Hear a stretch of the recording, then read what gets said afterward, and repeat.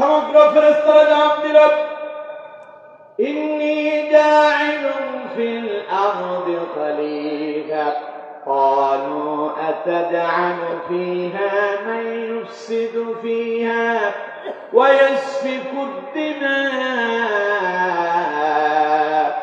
ونحن نسبح بحمدك ونقدس لك قال إني أعلم ما لا تعلمون পড়েন আল্লাহু আকবার। আল্লাহ পাক বললেন, ফেরেশতারা আমি দুনিয়ার মানব সৃষ্টি করতে চাই, মানুষ প্রেরণ করতে চাই, বলো তো তোমাদের এই ব্যাপারে তোমাদের পরামর্শ কি? ফেরেশতারা জবাব দিলেন, ক্বালু আতাজআলু ফিহা মান ইউফসিদু ফিহা ওয়া ইয়াসফিকু الدماء। আল্লাহ কেন তুমি মানুষ দুনিয়ায় প্রেরণ করতে চাও? ওরা তো দুনিয়ায় যাবে, বলে দুনিয়ায় গিয়ে তারা রক্তপাত করবে, ওরা মারামারি করবে, ওরা দুনিয়ার ভেতরে গিয়া হানাহানি ঝগড়াঝাটিতে লিপ্ত হয়ে যাবে। ওয়া নাহনু নুসাব্বিহু বিহামদিকা ওয়া নুকদ্দিসু লাক, অথচ তোমার ইবাদত করার জন্য, তোমার প্রশংসা করার জন্য, তোমার তাসবিহ তিলাওয়াত করার জন্য আমরা ফেরেশতাই তো তোমার জন্য যথেষ্ট। আল্লাহ পাক বললেন, ক্বালা ইন্নী আ'লামু মা লা তা'লামুন। আমার ফেরেশতারা আমি যা জানি তোমরা তা জানো না। সুতরাং আল্লাহ রাব্বুল আলামিন পরিকল্পনা করলেন মানব সৃষ্টি করবেন, তিনি তা সৃষ্টি করেই ফেললেন। সুবহানাল্লাহ। দেখুন আমার বন্ধুগণ, ইবলিস কেন হযরত আদম আলাইহিস সালামের শত্রু হলো, পুরো ঘটনাটি আল্লাহ রাব্বুল আলামিন কোরআনুল কারীমে অত্যন্ত চমৎকার ভাবে তুলে ধরেছেন। ইবলিসের পরিচয়টা আপনারা অনেকেই জানেন তো? ইবলিস ছিল মালায়েকাতুল মুকাররামা, সমস্ত ফেরেশতারা তার সর্দার মনে করত। এই ইতিহাস জানেন আপনারা? অনেকে হয়তো জানেন না। আচ্ছা, আমরা সামনের দিকে আগাতে আগাতে ইনশাআল্লাহ সব জানতে পারবো। বলেন ইনশাআল্লাহ, বলেন ইনশাআল্লাহ। আমার বন্ধুগণ দেখুন, আল্লাহ রাব্বুল আলামিন বলছেন, ওয়ালাকাদ খালাকনাকুম সুম্মা সাওয়ারনাকুম সুম্মা কুলনা লিল মালাইকাতি ইসজুদু লিআদম فسجدوا إلا إبليس لم يكن من الساجدين পড়েন আল্লাহু আকবার। এবার একটু আস্তে বলতে দেখি, আল্লাহু আকবার। আস্তে বলতে বললাম আর জোরে বললেন, ঘটনা কি?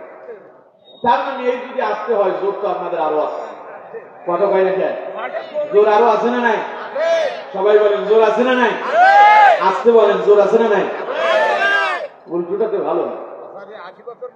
জোর যদি আপনাদের আরো থাকে, তাহলে সকল শক্তিকে একত্রিত করে আকাশ বাতাস মুখরিত করে চিৎকার মেরে কণ্ঠ দেখি আল্লাহু আকবার,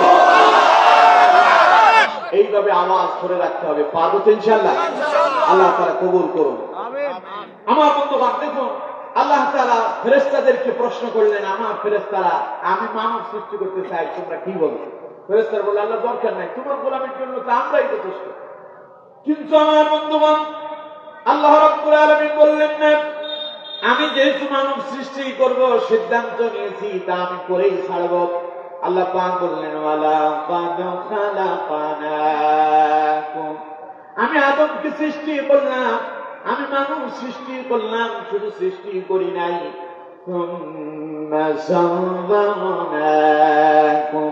অত্যন্ত চমৎকার ভাবে অত্যন্ত সৌন্দর্য দিয়া আমি আল্লাহ রাব্বুল আলামিন মানুষকে সৃষ্টি করেছি।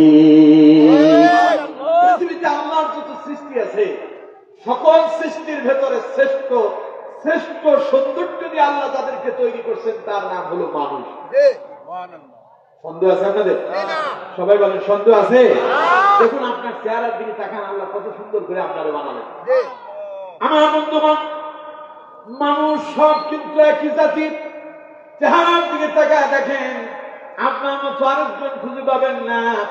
অথচ আল্লাহ রাব্বুল আলামিন তামাম পৃথিবীতে কোটি কোটি মানুষ সৃষ্টি করেছেন।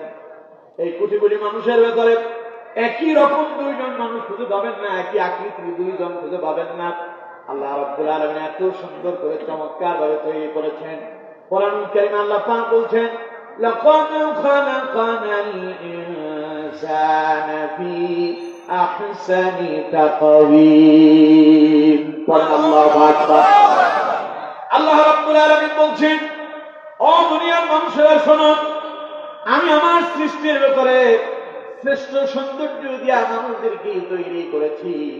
আল্লাহ পাক বলেন, এত সুন্দর করে মানুষ বানালাম, এত সুন্দর করে আদমকে তৈরি করলাম।